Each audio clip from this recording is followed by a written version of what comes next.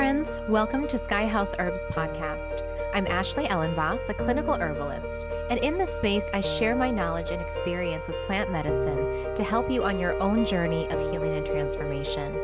Join me in exploring the ancient wisdom of plant spirit medicine and how it can be used to heal the body, mind, and spirit. We'll talk to experts in the field and share stories from people who've been transformed by powerful plant allies.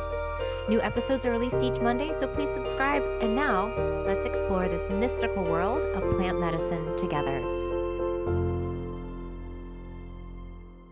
Hey everyone, welcome in.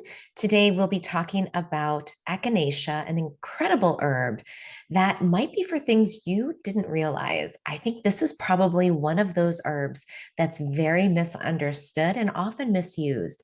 So I hope to crack the code of the traditional knowledge and wisdom surrounding the use of Echinacea so that you can find more fine-tuned ways of using it for you and your family.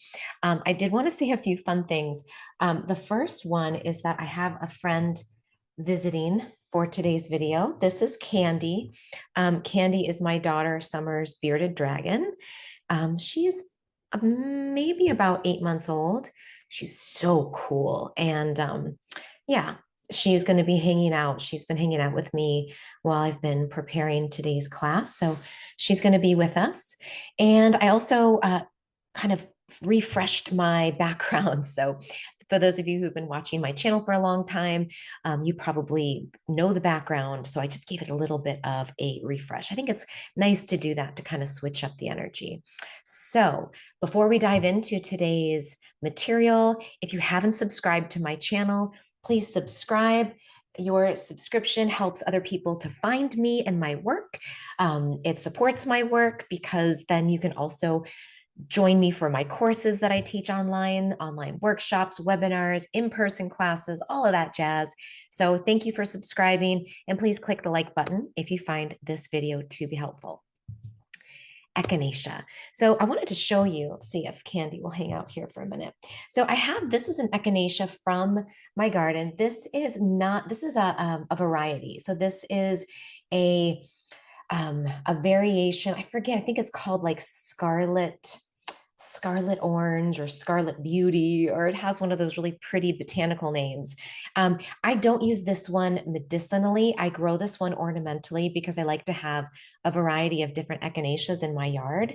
But the one that we're talking about looks almost just like this, except for it has purple petals instead of this beautiful reddish orange petal. And probably where you live, I don't know if I live in Minnesota, but where we live now, this is what my echinacea, most of it looks like. So my echinacea angustifolia, purpurea, it's all in the dried out phase. So if you see these little brimble, thorny things around garden beds, and this is likely echinacea, or I guess it could be a thistle, but these were echinacea, I know for sure.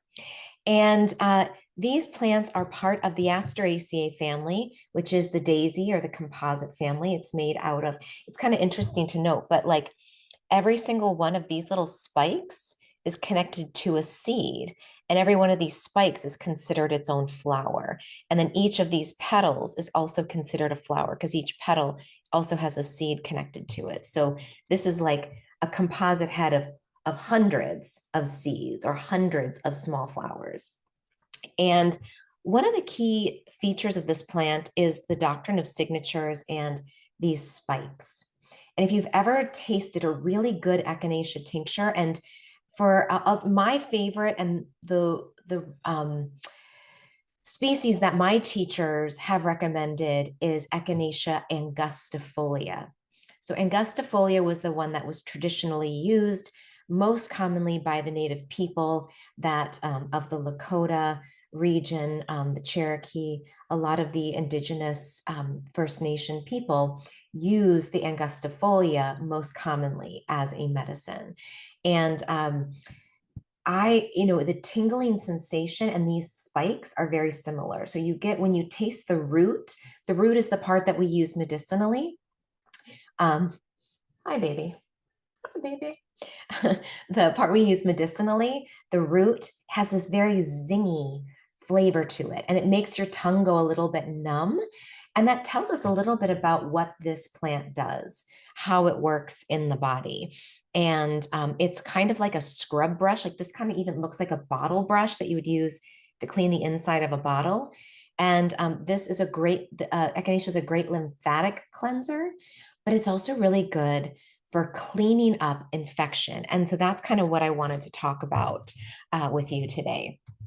So, the infection is how this herb was traditionally used. It was used to treat deep infection, sepsis, and snake bite, and yeah, like anything that kind of poisoned the blood. And so that was one of the signatures and a specific indication for using echinacea is something that basically, yeah, it creates sepsis or toxicity and heat in the blood. So if you ever have like a cut or a bite and you start to get that red line that starts to go away from that cut or that bite, usually towards the heart, it's usually a sign that you're starting to get a little bit of blood poisoning and blood infection. And so that's not a good sign. But it is a good sign if you have echinacea and you want to use echinacea. I'm going to put Candy over here. Say bye, Candy. So if you have that sign, you can start to apply. And the way that it was traditionally used. So one of the, I like to look back to, traditional sources. So this book was written by Tismal Crow. He was one of Matthew Wood's teachers, and he is of the Muskogee peoples. And he talks about the best way to use echinacea is digging up the fresh root, chewing it up, making a poultice, and then applying it to the cut, to the wound, to the bite, to the infected area. And it will start to kind of suck out the poison and the venom. He also used it in a similar way for burns and also for toothache.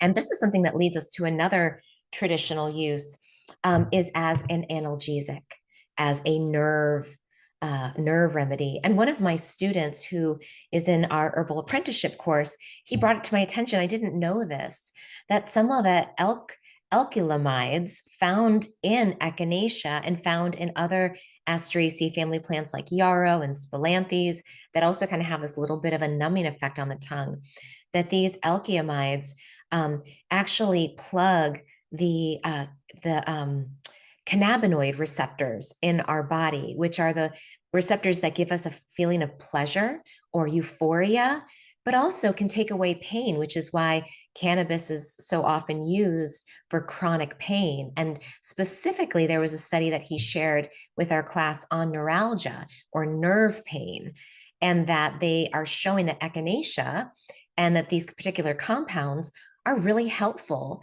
for nerve related pain or nerve damage and the associated pain. I thought that was really, really neat.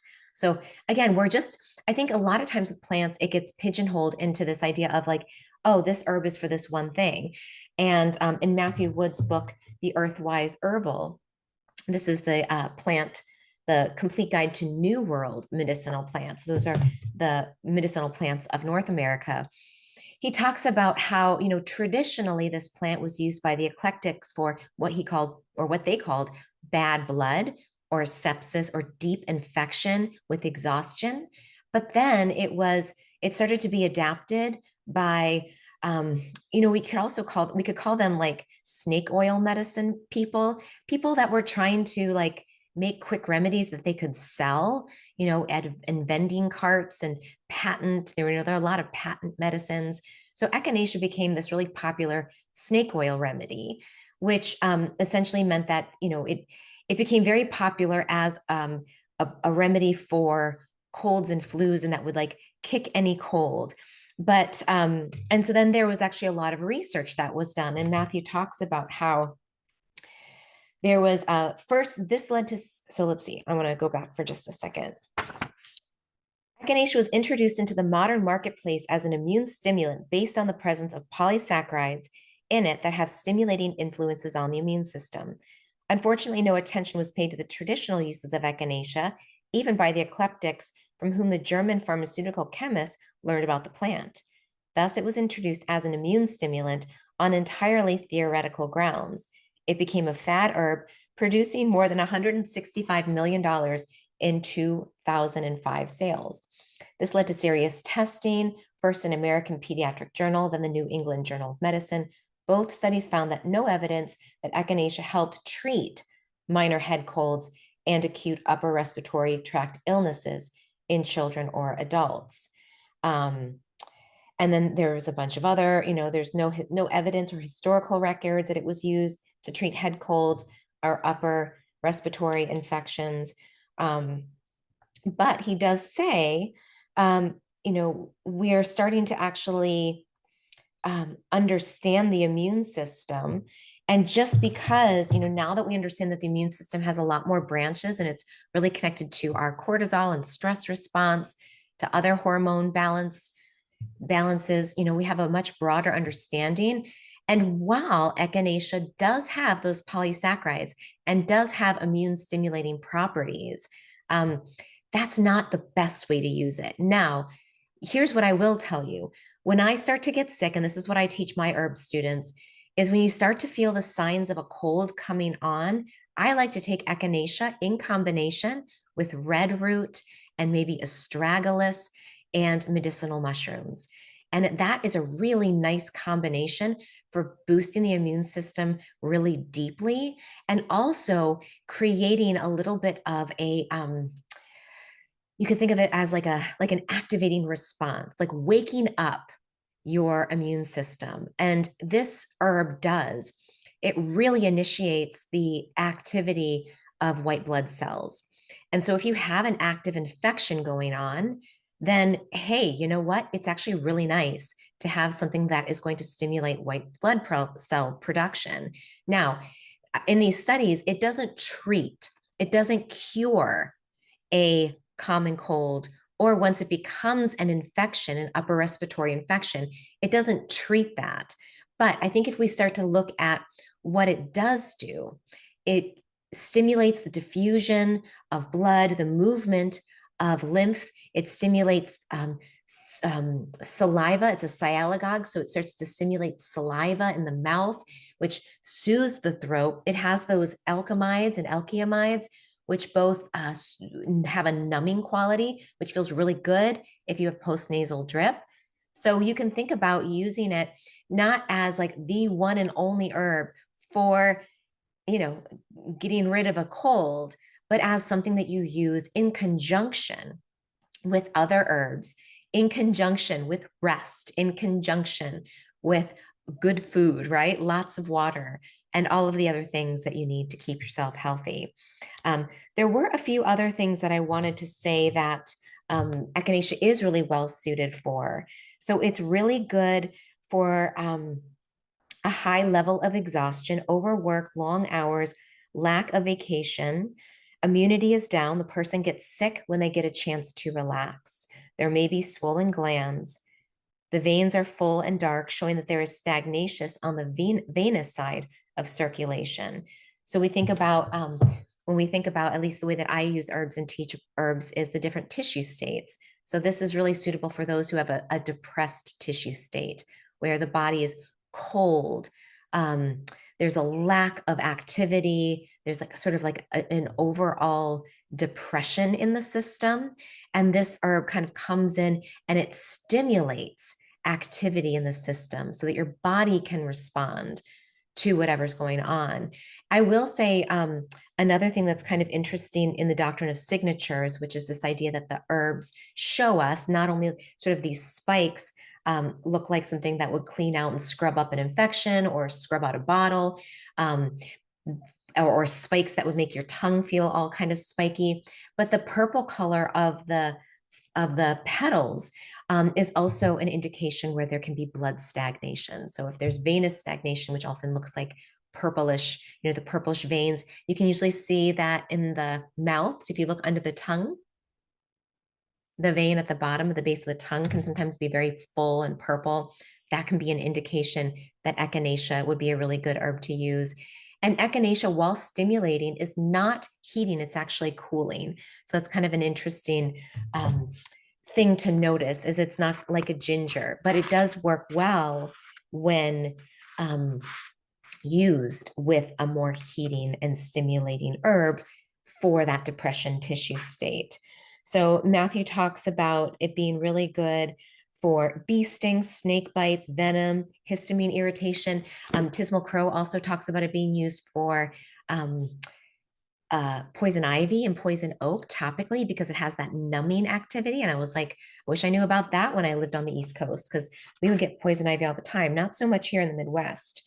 Um, Anytime you have fatigue, exhaustion, dull eyes, a dull feeling in the mind and body, and you just want to move the lymph and move the blood, think about echinacea as just giving you a little bit of a zing, right? Just sort of giving you a little bit of extra motivation and activity. This herb is also considered in flower essences to be the flower of wholeness. And I've heard some other herbalists talk about this too, this idea of echinacea returning us to a state of feeling whole, especially after trauma. And if there's been a traumatic event or long-term trauma that has really exhausted your vital force, then taking something like echinacea can be really revitalizing to the spirit and help kind of put together the shattered pieces, like starting to build back the flower and build back this ball, this globe of wholeness, and then decorating it with, your life force and the things that make you feel beautiful. So echinacea can be a great instigator for that kind of deep healing and deep reintegration. In terms of dosing and how to take it, we talked about just using the fresh root topically, chewing it for sore gums and teeth, abscesses in the mouth, using the fresh root for skin issues, infections, sepsis, boils, things like that. You can also use the tincture. This is from Galen's Way, one of my favorite medicine makers out in California. Really, really good medicine. You do have to be a clinician, a license, or you have to be a registered herbalist to order from Galen's Way. But if you are, please check them out. Really high quality, wonderful herbs. Matthew Prisco is a wizard when it comes to extraction, and his angustifolia, it makes your mouth just light up. I mean, it feels like a dance party in your mouth when you take his echinacea tincture. But you can also, I also like Herb Farm, PHARM. They have a really nice echinacea angustifolia tincture. Polita's okay. Purpurea, it definitely does not have that same activity. So if you really want that more traditional activity, take your time and seek out the angustifolia. For dosing, I would recommend, depending on what's going on, if it's acute, you can do about 1 teaspoon, maybe 4 times a day.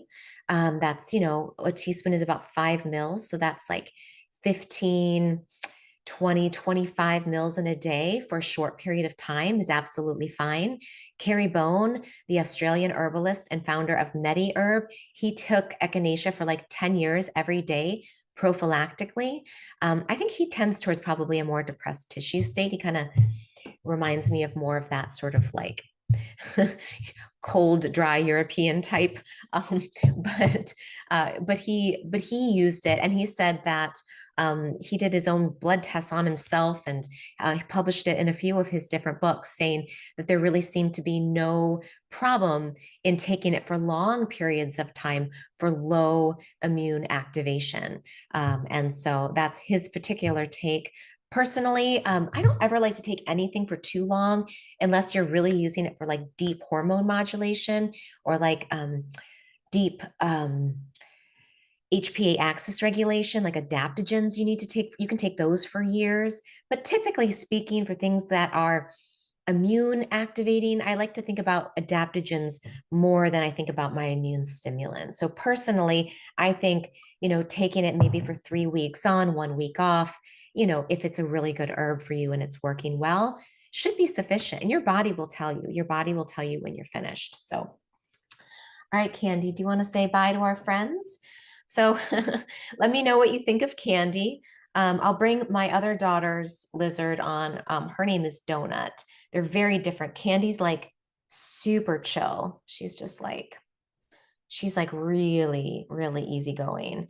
And Donut's a little bit more wiry and crawly. And but really neat. And if you have questions about bearded dragons, if you have a bearded dragon, let me know. I'm always looking to find other mothers of dragons and fathers of dragons out there because these are really, really cool creatures and they make really nice friends.